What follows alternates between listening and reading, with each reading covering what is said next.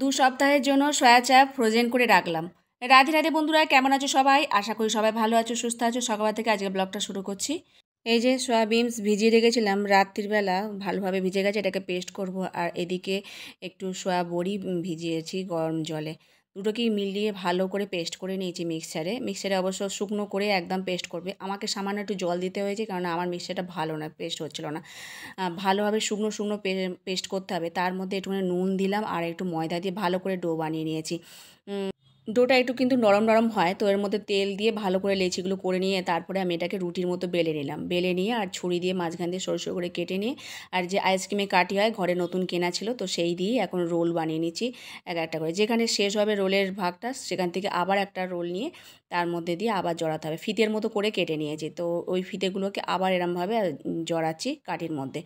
তো কাঠি যদি কম থাকে বা না থাকে তাহলে চামচেও এরমভাবে জড়ানো যায়, চামচের পেছনেটা।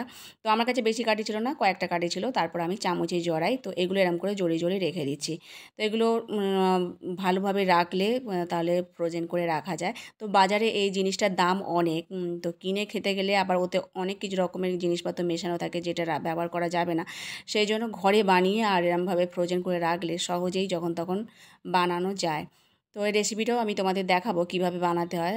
আগের দিন করেছিলাম আমি চিলি সয়া চাপ, আর আজকে করব মশলা দিয়ে। তো চলো এগুলো আগে বানিয়ে নিই। আর অনেকগুলোই বানিয়েছি, আর সেগুলোকেই এখন গরম জল করেছি ফোটাবো। তো চামচগুলো যেগুলো দিয়েছে সেগুলো কিন্তু তলায় পড়ে থাকবে, আর যেগুলো কাঠি দেওয়া আছে সেগুলো কিন্তু ভেসে উঠবে।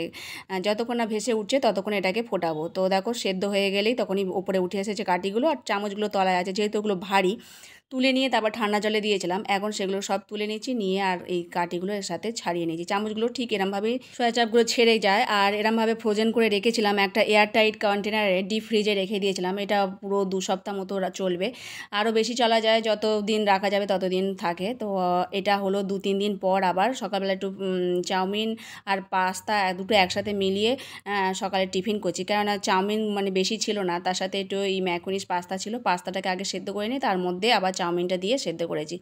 সেটাকে একটু ভেজিটেবিল দিয়ে আর মশলা দিয়ে সস দিয়ে বানিয়ে দিচ্ছি, সেটাই ভগবানকে সেবা দিয়ে আর প্রসাদ পাওয়া হবে। সকালের ব্রেকফাস্ট এটা।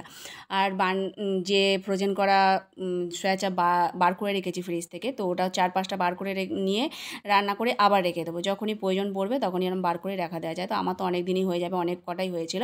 তো দেখো ফ্রিজ থেকে বার করার পর এরকম যে কটা রান্না করবো সে কটা এরকম ছোটো ছোটো গোল গোল করে বানিয়ে নিচ্ছি। তো এগুলো এত সুন্দর হয়, মশলা এর মধ্যে ঢুকবে সেই জন্য ভাঁজ ভাঁজ আছে। আর যে একটুখানি বাকি ছিল সেটা আবার ফ্রিজে ঢুকিয়ে দিলাম। এখন এই পিস করা সয়া চাপগুলোকে ম্যারিনেট করে রাখবো, কেননা এর মধ্যে মশলাটা ঢুকলে তবে আলাদা টেস্ট হবে, এর আলাদা কোনো টেস্ট লাগে না, মশলা দিয়েই এর টেস্টটা বাড়ে। তো এর মধ্যে আদা, জিরে আর কাঁচা লঙ্কা একটু বাটা দিলাম, আর দিলাম নুন, হলুদ আর শুকনো লঙ্কার গুঁড়ো দিয়ে ভালো করে 10 মিনিট রেখে দিয়েছিলাম। রাখার পর এখন এটাকে ভেজে নিচ্ছি। এটাকে মানে মশলা দিয়ে ম্যারিনেট যদি নাও করো, ছাঁকা তেলে আগে ভেজে তারপর মশলা দিয়ে ম্যারিনেট করে রাখো, তাও হবে। তো তখন আর বেশি তেলে ভাজতে হবে, এটা অল্প তেলে এখন ভাজে, যেহেতু এটা মশলা মাখানোই আছে। যখনই তেলের মধ্যে দেওয়া হবে পাটগুলো একটু একটু করে খুলে যায়, মানে ওর মধ্যে স্পঞ্জি যে ভাবটা থাকে সেটা ভালো হয়। আর যত বেশি পাটগুলো স্পঞ্জি ভাব হবে তত বেশি মশলা ঢুকবে এর মধ্যে। এটা বিশেষ মশলা থাকে, সেই মশলাটা একটু বানিয়ে নিয়েছি। 1/2 চামচ জিরে, 1/2 চামচ ধনে, একটা এলাচ, একটা শুকনো লঙ্কা, তারপরে 4-5টা হচ্ছে লবঙ্গ আর গোলমরিচ, ওটা দিয়ে গরম করে নিয়েছি। আর ওটাকে গুঁড়ো করে নেবো। আর এদিকে মশলা করে নিয়েছি মিক্সারের মধ্যে আদা, কাঁচা লঙ্কা আর একটা বড় টমেটো আর একটু ক্যাপসিকাম। গ্রেভি হওয়ার জন্য ক্যাপসিকাম আর টমেটো লাগে, তো আমি এখানে একটা বড় টমেটো ইউজ করেছি। এমনিতে তোমরা সসও ইউজ করতে পারো। তো সেই মশলাটাকে এখন জিরে আর ধনে, জিরে আর তেজপাতা ফোড়ন দিয়ে, একটা শুকনো লঙ্কা ফোড়ন দিয়ে আর ভেজে নিচ্ছি। আর তেলের মধ্যে একটু চিনি দিলাম, কালারটা একটু লালচে হওয়ার জন্য, মানে চিনির যে ক্যারামেলটা হবে পুড়ে যাবে তখন, মানে তেলটাকে কালার করে দেয় সেই জন্য। এতে আর তেমন কিছু লাগবে না, একটু চাট মশলা দিয়ে দিলাম। আর যে গুঁড়ো মশলাটা করে রেখেছি সেটা এখন দিয়ে দিলাম। পুরো জিনিসটা এই সয়া চাপের সাথে মাখিয়ে নিয়েছি। এর আলাদা কোনো টেস্ট লাগে না, শুধু এই মশলার জন্যই টেস্ট লাগবে, মশলাগুলো যাতে ওর ফাঁকে ফাঁকে ঢোকে সেই জন্য। আর একটু ভালো করে 10 মিনিট এটাকে ভালো করে ফোটাতে হবে, ফোটালেই তাহলে গ্রেভিটা ওর মধ্যে ঢুকে যাবে আর তখন টেস্ট আসবে। আর আমি যখন ময়দাটা আর সয়া চাপের যে মিশ্রণটা মাখিয়েছিলাম তখন একটু লবণ দিয়েই মাখিয়েছিলাম, যাতে ওর মধ্যে লবণটা থাকে। একটু সবার শেষে একটু কড়াইশুঁটি দিলাম, ওটা অপশনাল, না দিলেও চলবে। আর একটু কসুরি মেথি দিলাম, আর গরম মশলা বেটে রেখেছিলাম সেটাও দিয়ে দিলাম, দিয়ে একটু ফুটিয়ে আর নামিয়ে রাখলাম।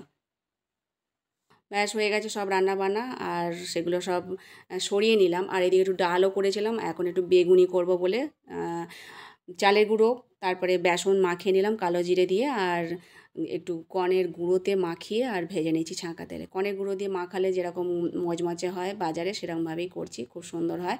আর তার সাথে একটু ডাল করেছিলাম, এর মধ্যে একটু বিট লবণ ছড়িয়ে দিলাম, ব্যাস হয়ে গেছে। এখন ভগবানের ভোগে থালা সাজিয়ে নিচ্ছি। তো এই সোয়া চাপটা যখন ইচ্ছা রান্না করা যায়, তা আমার তো বেশি দিন থাকবে না, 4-5টা করে ব্যবহার করলে তখনই মানে শেষ হয়ে যাবে। তো 2 সপ্তাহ মতো 1 মাসও করে রাখা যায়, কিন্তু ডিপ ফ্রিজে রাখতে হবে ভালোভাবে যত্ন করে, এয়ারটাইট কন্টেনারে রাখলে খুব সুন্দর থাকে। আর এটাকে বাড়াবার জন্য এর মধ্যে আলুও দেওয়া যায়, আলু দিলে আরও টেস্ট হয়, কিন্তু আমি আলু দিইনি। তো অনেকখানি হয়েছিল, একবেলা দুবেলার জন্য খাওয়ার জন্য, যেহেতু সকালে টিফিন হয়ে গেছে তো অল্প হলেও চলে যাবে, তো রাতে যদি থাকে তো থাকবে। তো দেখো ভগবানকে ভোগ নিবেদন করতে চলে গেছে, আর এদিকে আমার কাজকর্ম সারা হয়ে গেছে, বাসনপত্র মেজে রান্নাঘরও পরিষ্কার করে নিয়েছি। এখনও প্রসাদ পাওয়া হয়নি, প্রসাদ পাবো। তবে খাওয়ার সময় দেখলাম এত সুন্দর নরম হয়েছে, তো তোমাদের একটু দেখিয়ে দিই। এর পাটগুলো যত খুলে যাবে ততই সুন্দর হবে, কেননা মশলা ওর মধ্যে তবেই ঢুকবে। আর পাট যদি না খুলে তাহলে ভালো লাগবে না। খুব সুন্দর টেস্ট আর নরম হয়েছিল, এত সুন্দর নরম। প্রভুজি বললো খেয়ে খুব সুন্দর হয়েছে। আর আজকের মতো ভিডিওটা এখানে শেষ করছি। হরে কৃষ্ণ।